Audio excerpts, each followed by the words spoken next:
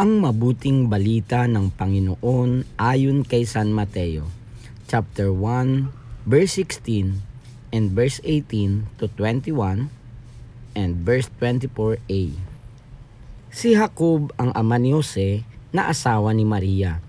Si Maria naman ang ina ni Jesus na tinatawag na Kristo. Ganito ang pagkapanganak kay Jesucristo. Si Maria na kanyang ina at si Jose ay nakatakda ng pakasal. Ngunit bago sila nakasal, si Maria ay natagpo ang nagdadalang tao. Ito'y sa pamamagitan ng Espiritu Santo. Isang taong matuwid itong si Jose na kanyang magiging asawa, ngunit ayaw niyang mapahiya si Maria. Kaya ipinasya niyang hiwalayan ito ng lihim. Samantalang iniisip ni Jose ito, nagpakita sa kanya sa panaginip ang isang anghel ng Panginoon. Sabi niya sa kanya, "Jose, anak ni David, huwag kang matakot na tuluyang pakasalan si Maria, sapagkat siya'y naglihi sa pamamagitan ng Espiritu Santo. Manganganak siya ng isang lalaki at ito'y pangangalanan mong Jesus, sapagkat siya ang magliligtas sa kanyang bayan sa kanilang mga kasalanan." Nang magising si Jose, sinunod niya ang utos ng anghel ng Panginoon. O kaya, ang mabuting balita ng Panginoon ayon kay San Lucas, chapter 2, verse 41 to 51a. Taon-taon tuwing pista ng Paskwa, ang mga magulang ni Jesus ay pumupunta sa Jerusalem. At nang 12 taon na siya, pumaroon sila gaya ng dati nilang ginagawa.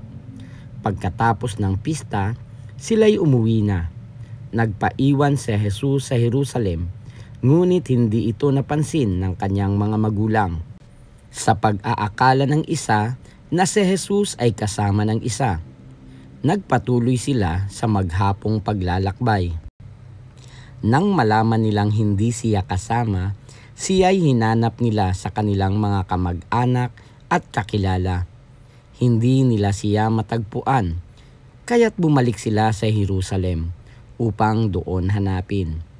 At nang 3 araw, natagpuan nila si Jesus sa loob ng templo, nakaupong kasama ng mga guro.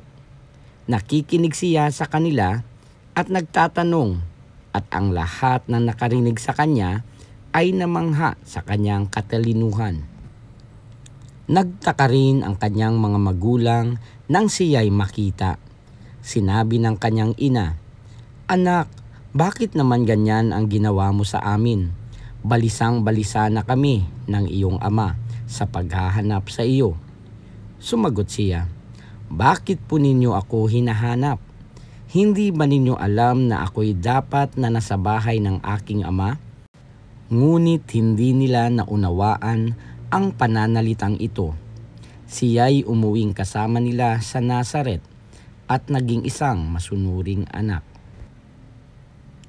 Ang mabuting balita ng Panginoon. Pinupuri ka namin, Panginoong Hesukristo.